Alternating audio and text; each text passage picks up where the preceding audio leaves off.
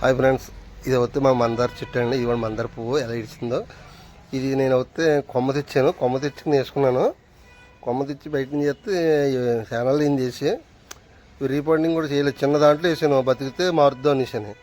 అలా ఉండిపోవడం వల్ల ఛానల్ బతకలేదు. మళ్ళీ మొన్న రీపోర్టింగ్ చేశాను, చేసి సాయిల్ ఎట్టు మారితే వర్మ్ కంపోస్ట్ వేసి ఎత్తివ్వండి. ఈరోజు